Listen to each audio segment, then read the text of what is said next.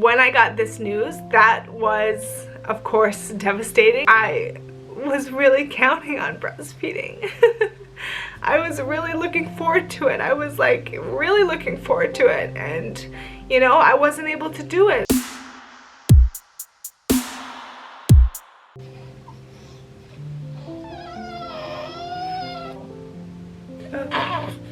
Okay. Are you hungry?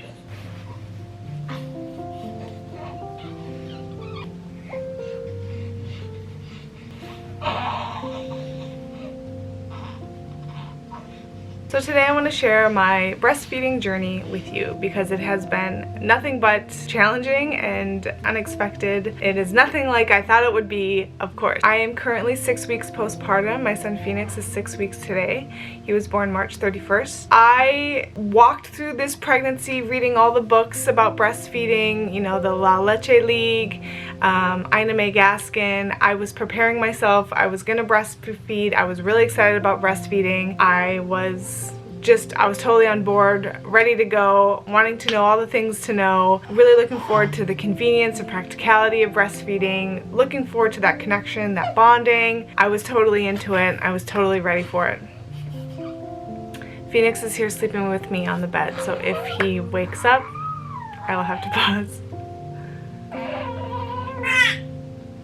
And here we go.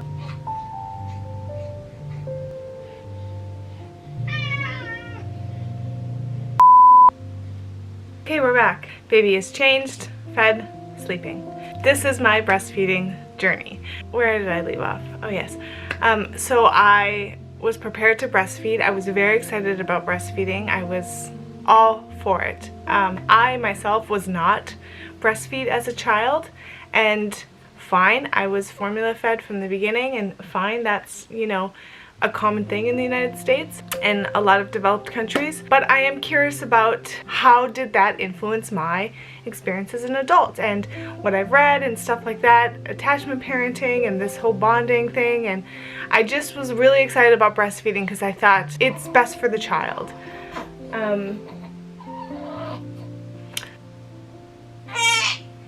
Not gonna happen at the moment.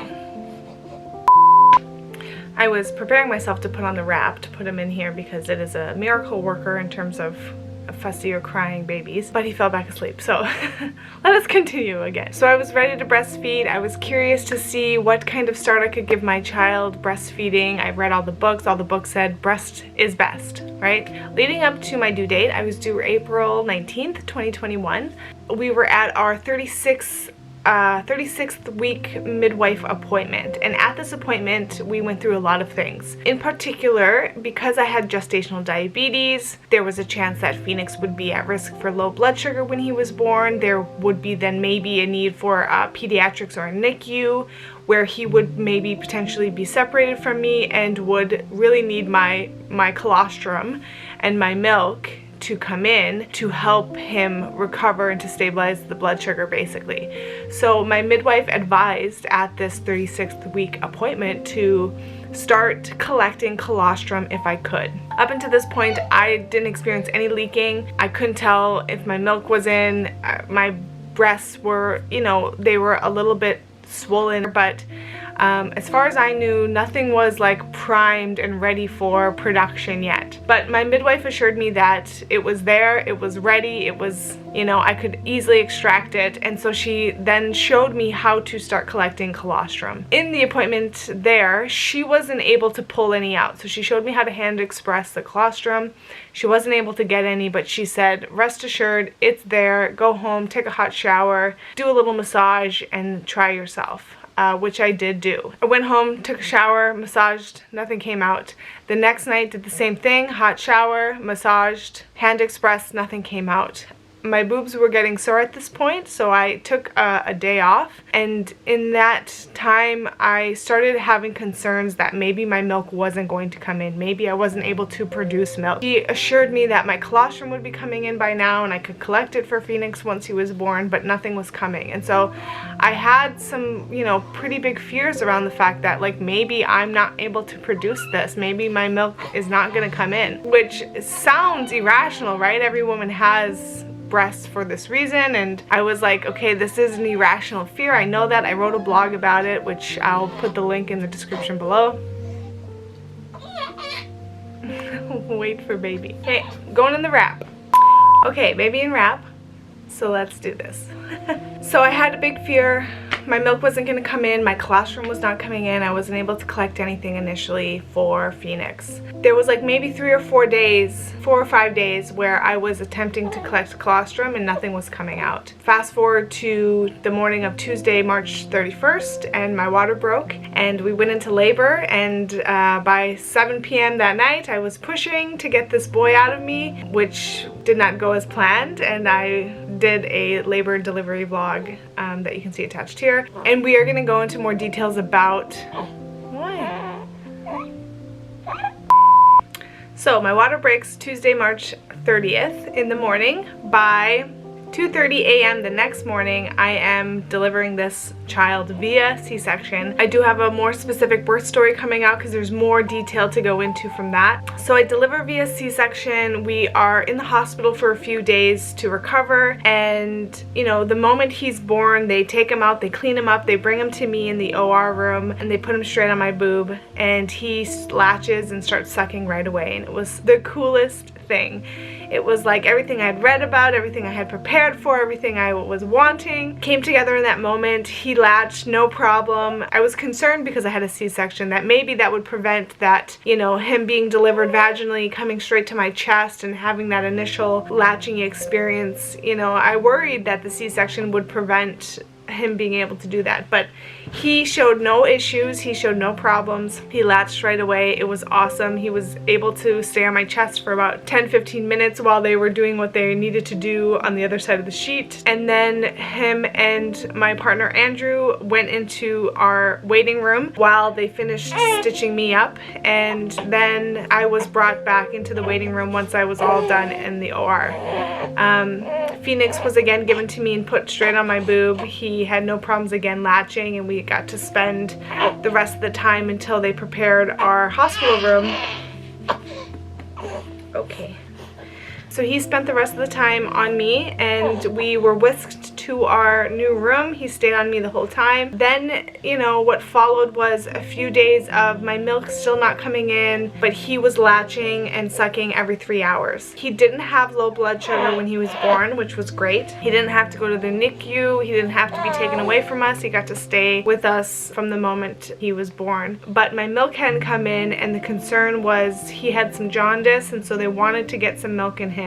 So they wrote a prescription for donor breast milk from the women's clinic in Vancouver, British Columbia. So my partner went, I think this was day 2 or day 3 in the hospital. We went and picked up some breast milk, and at that time he was eating only about 20 milliliters of feeding. So every 2 to 3 hours he would latch on me for a little bit, and then he would be supplemented breast milk, but we did an SNS system, which meant that we would latch him on my breast, and then my partner would have a syringe that he would insert in his mouth while he was on my breast, and he would suck and get the breast milk. And so he was stimulating me, he was getting breast milk, even though I wasn't producing yet. So it was a cool point to have. I was so grateful that that option was available, that the donor milk was so readily available to us, and we did that pretty much every day in the hospital. We were there for 4 days. I think by day 3, because my milk still hadn't come in, which I was concerned about, because is that normal? How long does it usually take? You know, I looked it up and they said a C-section can factor into it, early delivery can factor into it. All these reasons could factor into why my milk hadn't come in yet. So I was like, okay, I'm just gonna be patient and trust that it will come. It hasn't come yet, but it will come. In the meantime, Phoenix is doing what he needs to do, helping to stimulate my body. He's getting breast milk.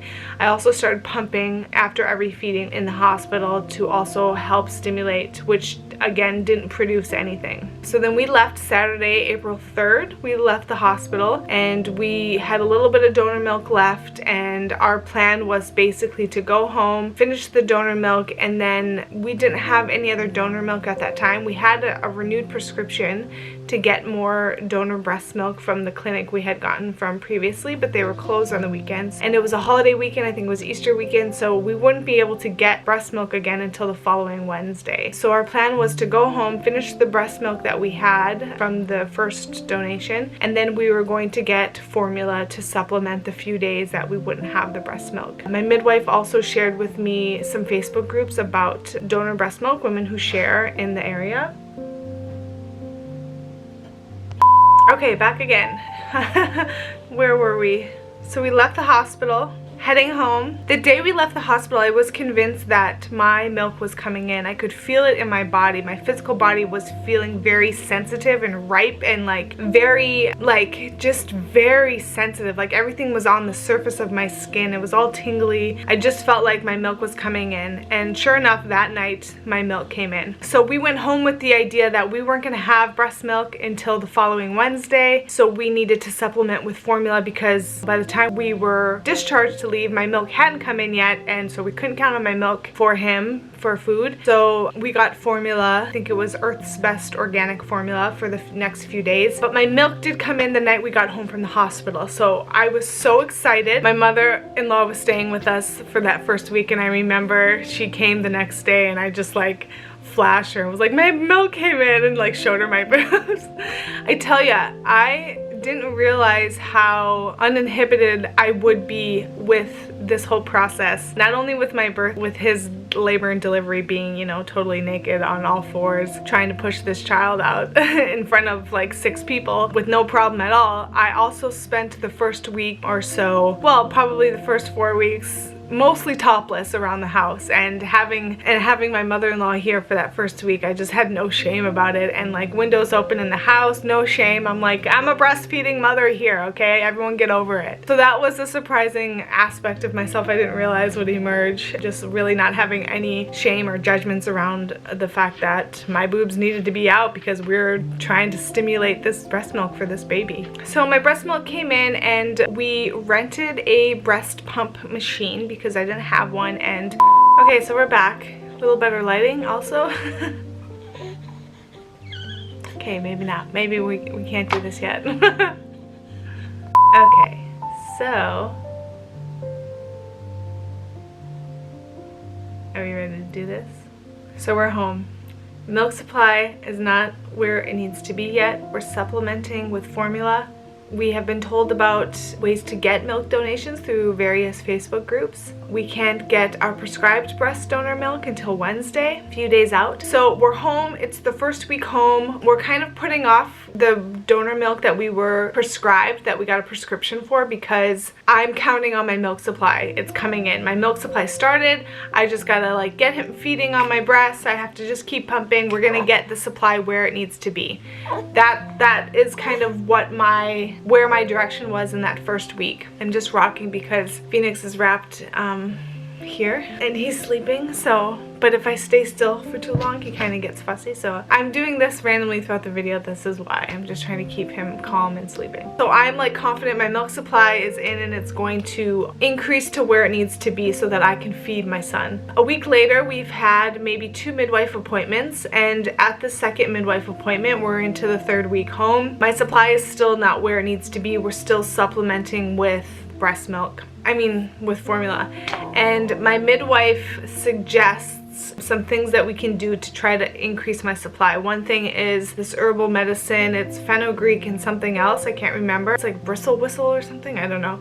But she said take that and we should be able to tell within a week of taking it if it's helping the supply. And she said if that doesn't help, there's a prescription called domperidone, which actually was created for something else, but the side effect was that it increased lactation. And so women who have recently given birth and need to increase their milk supply have been prescribed this pill. So she said that's something that we'll see if we need to do. If the fenugreek doesn't help, we'll put you on that. And she's like, and that usually turned around the supply within 24 hours. So I got the fenugreek. It was a couple days later, not much increase in my milk supply. We're still having to supplement majority of his food with formula. So she said, let's do the domperidone because the fenugreek was appearing to not do anything. So she said, let's get the prescription. So we got the prescription. I did notice an increase right away. It did increase my supply. However, it wasn't hitting the mark. At this point, he's probably eating between 50 to 70 milliliters every feeding. And I wasn't producing that. At this stage, he's still feeding on me, so the regimen that we went on that my midwife had suggested as we're trying to increase my milk supply is every time it was time for a feed, he would do 10 to 15 minutes on each breast, and then I would pump for 10 to 15 minutes, and then my partner would feed him. And doing that every day, I was also power pumping every day. I was taking the fenugreek, I was taking the domperidone, and nothing seemed to really increase substantially the milk supply.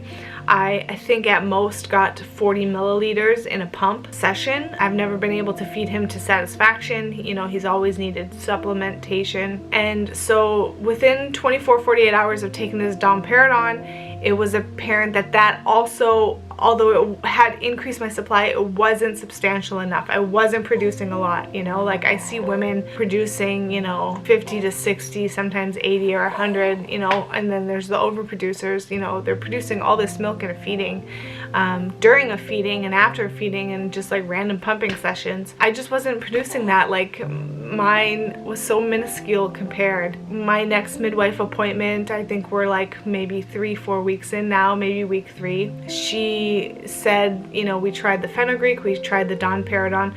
The domperidone was like a surefire way to increase the milk supply, and because that didn't increase it to where it needed to be in terms of to be able to feed him fully, she said that there is this thing called insufficient glandular tissue, which she was pretty sure that I had.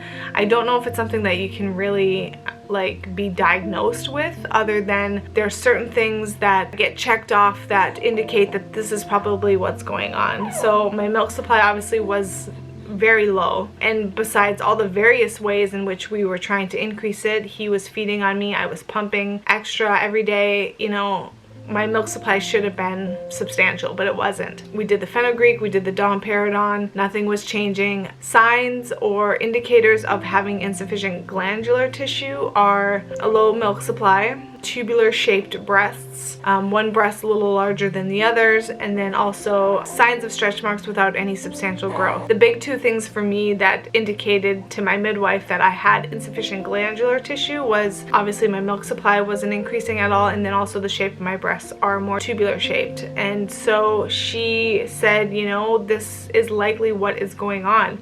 And what that means is that my breasts don't have enough glands to produce enough milk for him. There's a limit or a cap on what I'm able to produce. Yes, I have milk, and yes, he can feed, but he's never gonna get what he really needs from it. There's a ceiling to what I can produce. So when I got this news, that was, of course, devastating. And as I'm like standing in that position now and bringing it here and talking about it, there's still some emotion there. Like I was really counting on breastfeeding.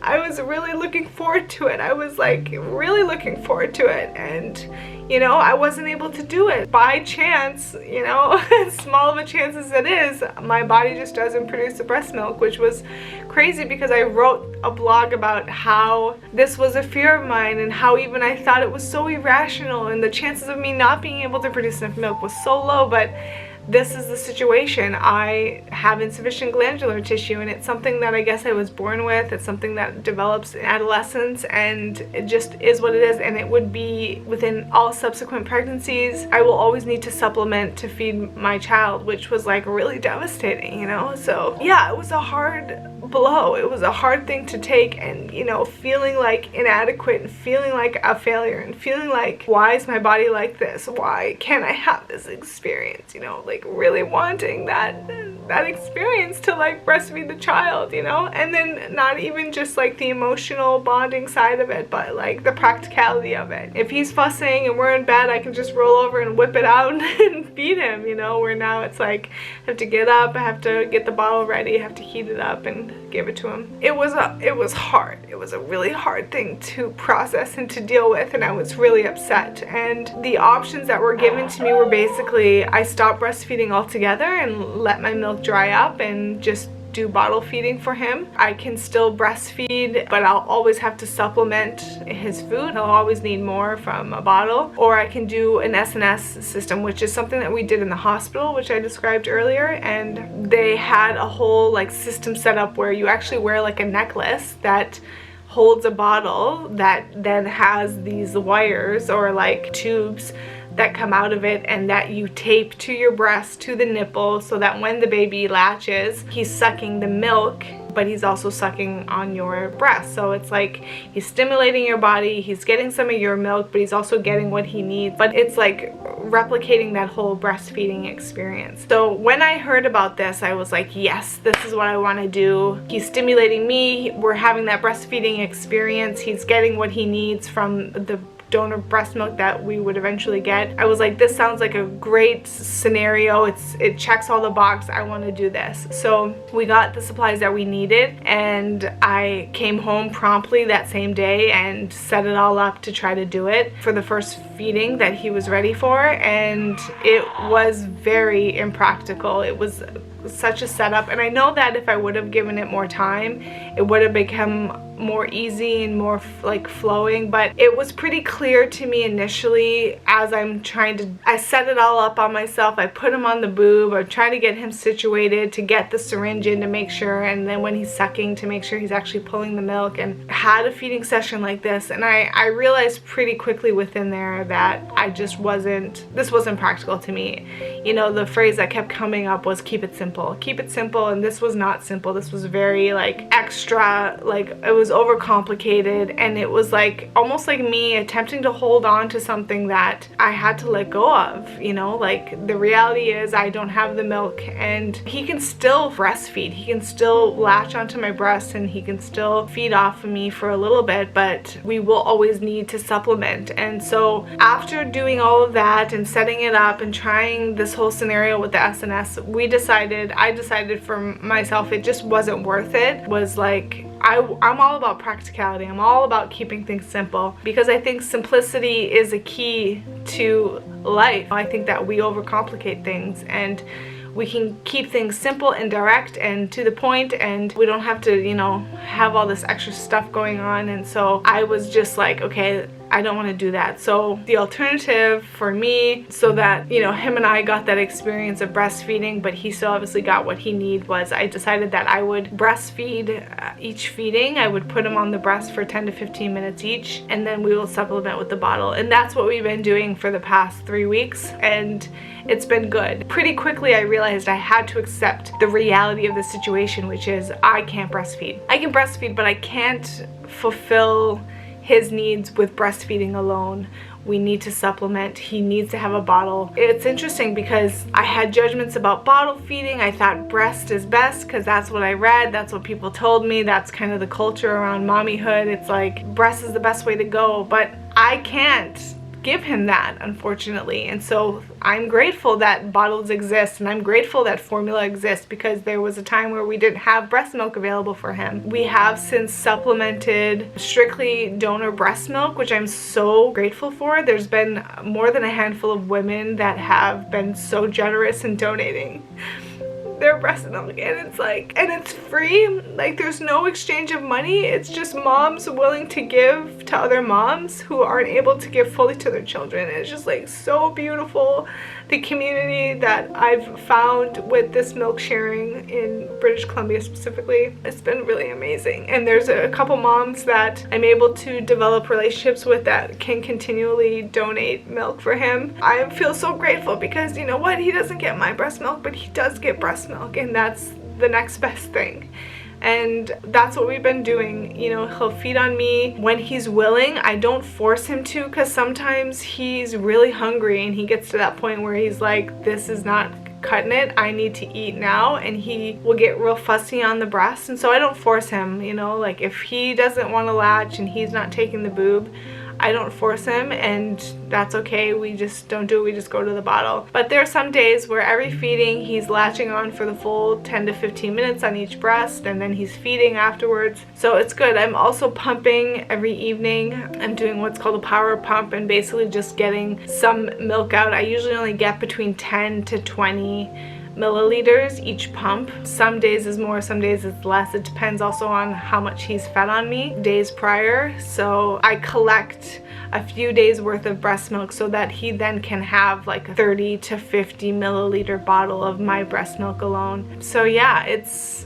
been really an interesting journey, not one I anticipated or expected, but also like of course, I would have this struggle with the breastfeeding also. You know, I didn't get the delivery I wanted, but I'm grateful for how everything's turned out, because, you know, what I realized ultimately matters, obviously, is that he's healthy and he's getting fed and he's thriving, he's gaining weight, he's, you know, not going without. And just because we don't get that experience of breastfeeding, he's not limited. You know, that was a big thing. I had this whole idea about his and I bonding experience was so dependent on the labor, and it was so dependent on breastfeeding, but it's like, that's a limitation. We can actually bond and create that attachment connection in other ways. He doesn't need to breastfeed, actually. It's been a cool journey of just realizing how many ideas I had about what was right and what was wrong, without ever considering how individual each circumstance and situation is, and that is what matters in terms of making your decisions. You know, like, if I held on to my idea that bottles were not good enough, how am I going to feed my child then? Because I can't feed him. So it's like letting go of these ideas of there's only one way that's right and one way that's wrong, and that's it for everybody. It's not. It's so case by case. For me, it was like, I need to just accept the reality that's here and not fight with it, but still allow myself, obviously, to grieve and to mourn the fact that I don't get that breastfeeding experience, which I really wanted. So allow myself to grieve it, allow myself to feel those feelings, allow myself to talk about it. Talking about it really helped. I had some family members that I was able to talk to about it, and obviously my partner I talked to about it, and I did my own like writing about it. You just get to the point of like, this is the reality, so how do we embrace this reality as it is? And it's been good. I've been grateful for what we have. I am still able to put him on my breast, and we do still have that breastfeeding experience. And, you know, I might not be able to feed him fully with my breast, but I am able to provide comfort and nurture to him. But I can also do that without involving the breast at all. For those moms out there that aren't able to breastfeed and you had your heart set on it, you know, be gentle with yourself and don't blame yourself. Don't judge your body. Embrace your body for being what it is. You know, who knows why I have this insufficient glandular tissue? Who knows? But it's specific for me in my process to understand myself, and to, it's just what's here. It's the reality, and it's like, I trust that. I trust the reality to be what it needs to be for me. So yeah, just be gentle with yourself. Don't blame yourself. Don't be hard on yourself. Don't be hard on your body. You know, your body has been through a lot in conceiving and delivering and carrying and delivering this child, and be grateful and give your body a hug for being what it is. Besides even pregnancy, just what it does on a daily basis, pumping your heart and pumping the blood and breathing in, and, you know, all the things it's doing. Every organ, every little atom is like moving. Every cell has got a life that it's trying to sustain, which is you. And so consider that your body, even if it's not doing what we want it to in terms of what we expect it's functioning to be, it's doing so much more to give you life and to keep you here, and that's pretty amazing thing. So be grateful for the body. That's it for the breastfeeding journey at the moment. We're 6 weeks in now postpartum. Thanks for watching and walking with. If you have any questions about my journey specifically, please definitely ask in the comment section below. I will see you next time.